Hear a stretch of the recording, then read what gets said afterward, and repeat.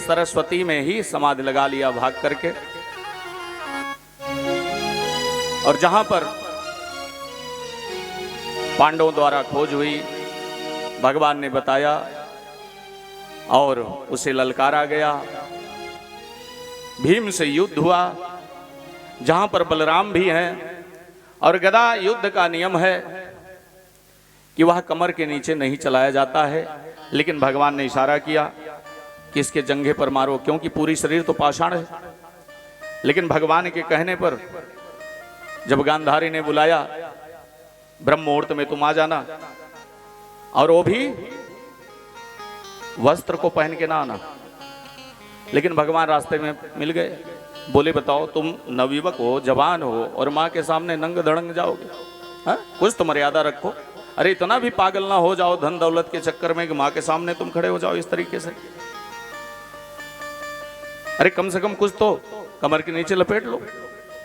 तो कुछ नहीं पाया, केले का पत्ता ही लपेट लिया। गांधारी ने प्रथम बार पट्टी बांधी। जब से ब्याह की आई थी तो यह संकल्प था कि जब हमारा पति संसार को नहीं देख सकता है तो मेरा भी संसार में देखने का कोई औचित्य नहीं बनता है। इससे हमारी मर्यादा नष्ट होगी, लोलुपता में होगी। इसलिए उन्होंने संकल्प लिया अपने पति के रूप, और वह भी पट्टी बांध ली। और प्रथम दिवस जब वह पट्टी को खोली तो महाराज दुर्योधन का पूरा शरीर तो पत्थर का हो गया, लेकिन जहां तक केले का पत्ता लपेटा हुआ था वो उतना सोच में ही रह गया। गांधारी डांटने लगी, बोलने लगी, और वो समझ गई कि लीला केवल एक ही कर सकता है, जो भगवत सत्ता है। मेरे प्यारे, अंततः गदा युद्ध हुआ है।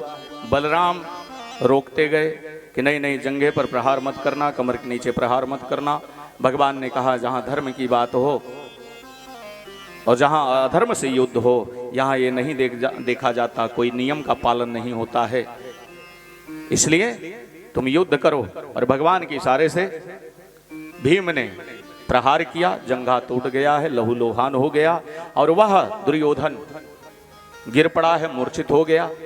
मरा समझ करके पांडव अपने शिविर लौटे हैं। अर्धरात्र वेला में भगवान केशव ने कहा कि चलो आज विजय पर्व मनाते हैं, सरस्वती के किनारे परिवार को लेकर के जाते हैं। आज वो अश्वत्थामा रात्र में दुर्योधन को खोजते हुए आते हैं, और जब आया है कुरुक्षेत्र में, इधर खोजा उधर खोजा, कहीं दिखाई नहीं दिया। एक झाड़ में वो दुर्योधन अपने जीवंत मृत्यु स्वरूपी इस शरीर को लेकर के हाय हाय करता रहा, तड़पता रहा, सांसें चलती रहीं। और वहां चील, कौवे, सियार इसी घात में थे कि कब इसके प्राण निकलें और कब मैं इसका भोजन बना लूं। फिर भी बीच बीच में श्वसन क्रिया जब भी इसकी थोड़ा धीमी होती थी तो चील, कौवे, गिद्ध सब अपना चोंच मार लेते थे। ये कराह जाता था।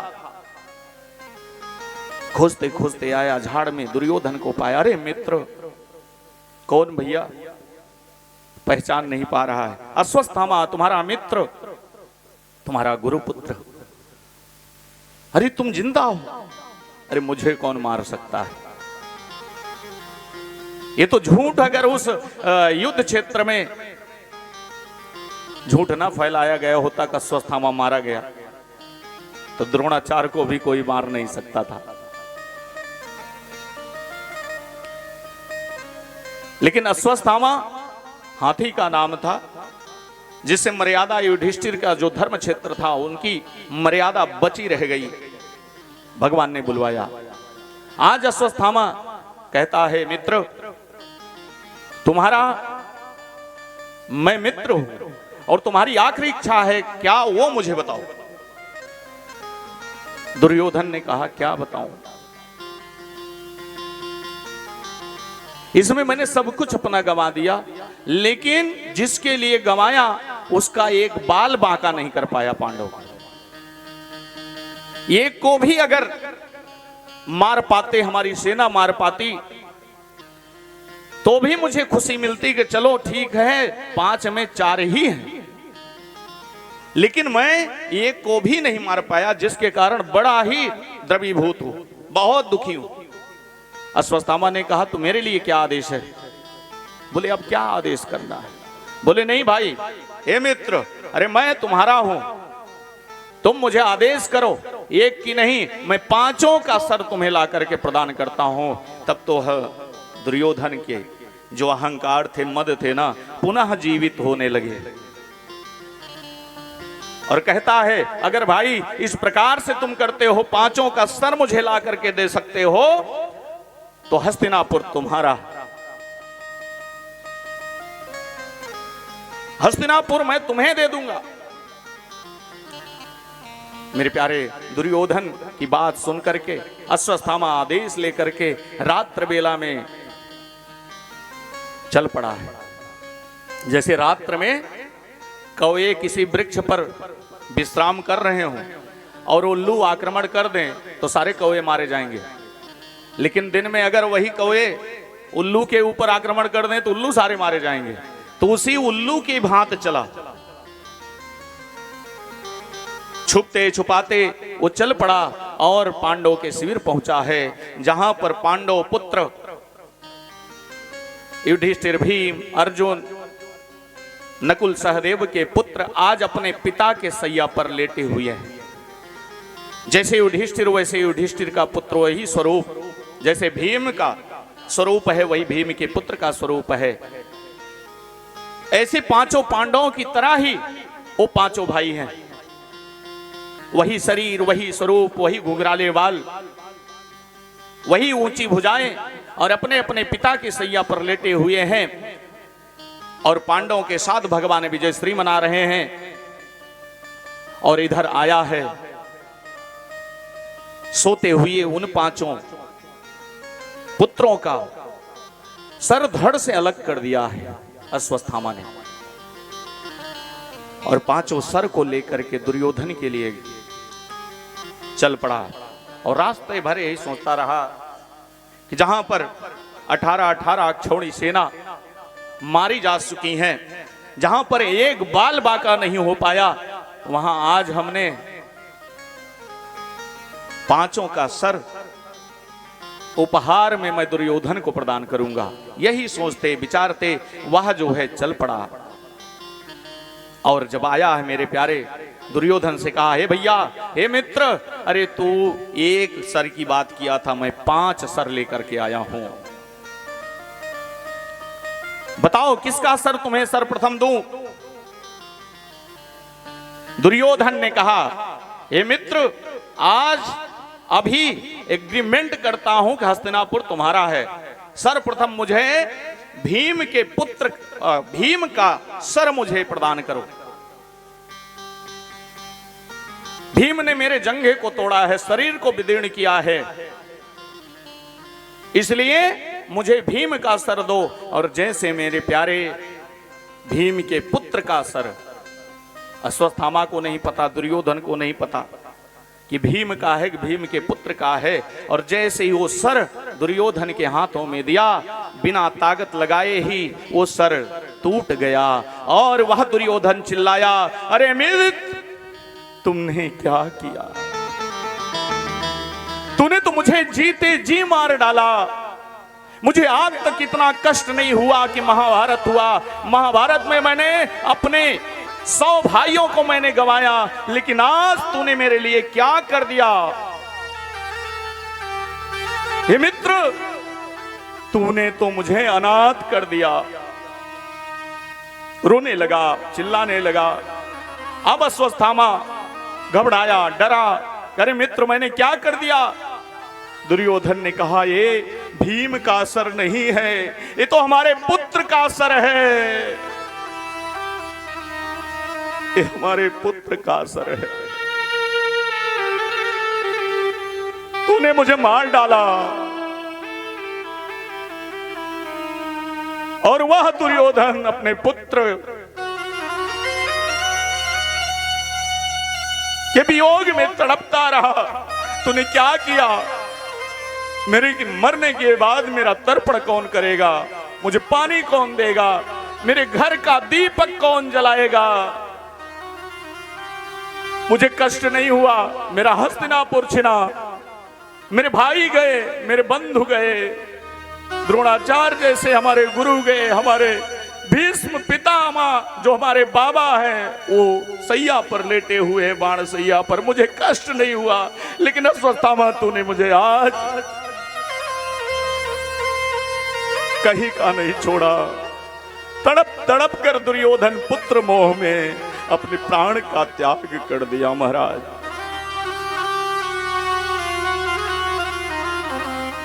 अश्वत्थामा वहां से डरते हुए, छुपते हुए भाग गया। वो जानता है कि अगर पांडवों को पता तो चल रहा है और ये पता हो गया कि अश्वत्थामा ने ऐसा किया तो मेरे प्राण नहीं बचेंगे। भगा वहां से। ब्रह्म मुहूर्त में पांडव अपने शिविर पहुंचे हैं और देखा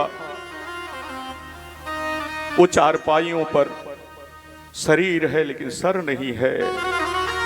वहां चारपाई रक्त रंजित द्रौपदी देख करके उसके प्राण कंठ में आ गए। रुदन करने लगी। माता शिशुनाम निधनम सुतानाम निशम्य घोरम परिताप्यमाना तादुरो ददस्व कलाकुलाक्षे तान सांत्वयाना किरीटमाली। रोने लगी।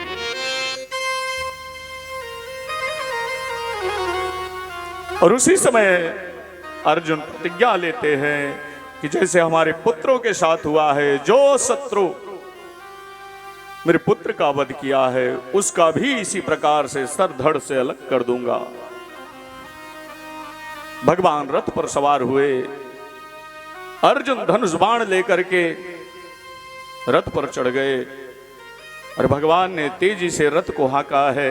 अश्वत्थामा डरते हुए भगा है और ब्रह्मास्त्र छोड़ दिया। ब्रह्मास्त्र तेजी से भगवान की तरफ बढ़ा। अर्जुन डरे। भगवान ने कहा तुम्हारे पास भी तो ब्रह्मास्त्र है, तुम भी चलाओ। ब्रह्मास्त्र साधा अर्जुन ने। दोनों ब्रह्मास्त्र आपस में लड़ करके टकरा करके चूर चूर हो गए और भगवान ने कहा इसकी तेज को शांत करो।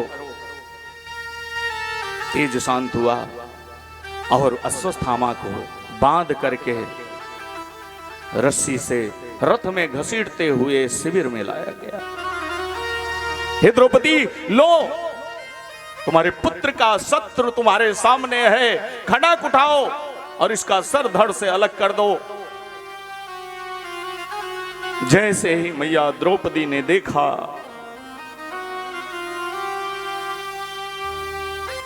वैसे ही बोल पड़ी। मारो दिदस्य जननी गौतमी पति देवता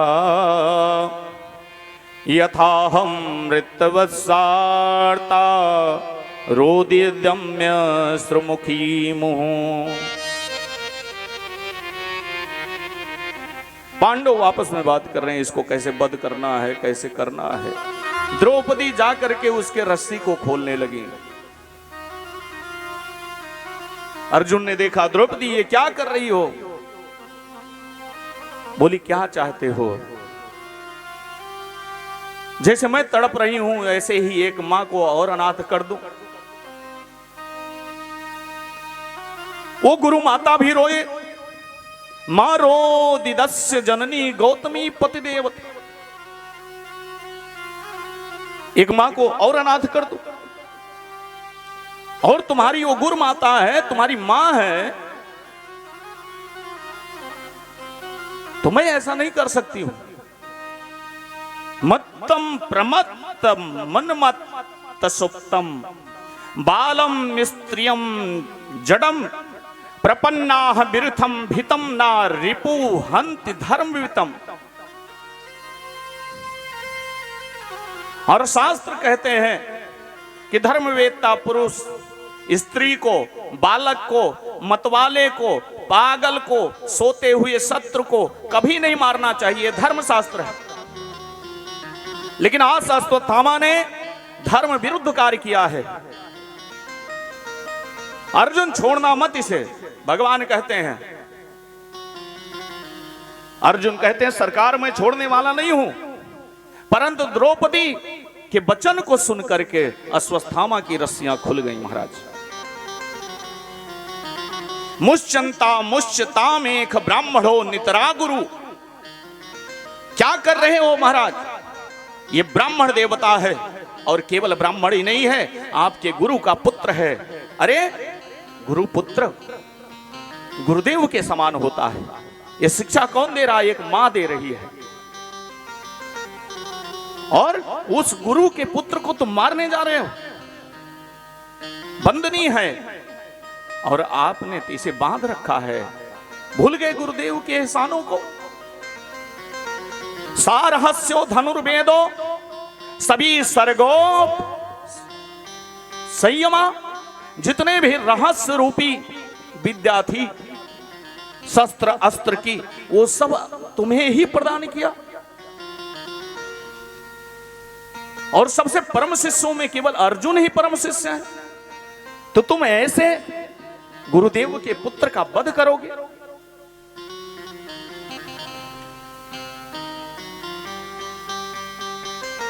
भगवान से अर्जुन ने कहा क्या करें? भगवान ने कहा क्या बताएं? तस्मात् शास्त्रम प्रमाणम ते कार्यः कार्य व्यवस्थितौ। क्या करना चाहिए और क्या नहीं, इसके शास्त्र साक्षी होते हैं और शास्त्र जो कहे वो करना चाहिए। तो इस स्थिति में शास्त्र क्या कह रहे हैं, क्या कहते हैं, क्या कहना चाह रहे हैं? ब्रह्मा बंधुर्हंतव्या आततायी बधाहरणा मरे भोयमानंतम परिपाहानुशासनम। शास्त्रों ने स्पष्ट आदेश दिया है कि अताताई के साथ अताताई वाला ही व्यवहार करना चाहिए। सठे साठम समाचरे। लेकिन वहां पर ब्राह्मण हो, कितना भी पतित हो, उसे नहीं मारा जा सकता है, ये शास्त्र कह रहे हैं। वो अधम हो पर वह मारने योग्य नहीं है। ब्राह्मण का कभी वध नहीं हो सकता है। क्यों? क्योंकि जब भी भगवान अवतार लेते हैं, जब भी उनका प्राकट्य होता है, तो विप्रधेन सुर संत हित लीन मनुज अवतार। क्योंकि जो स्मिता है, जो अनंत कोटि ब्रह्मांड नायक परम सत्ता है, उनके उसके अधिष्ठात्र देवता के रूप में ये ब्राह्मण है, तो इसलिए उसका वध नहीं हो सकता है। तो क्या करें? सभा वितस्य चा कीर्ति मरणादिति ही रिच्यते है।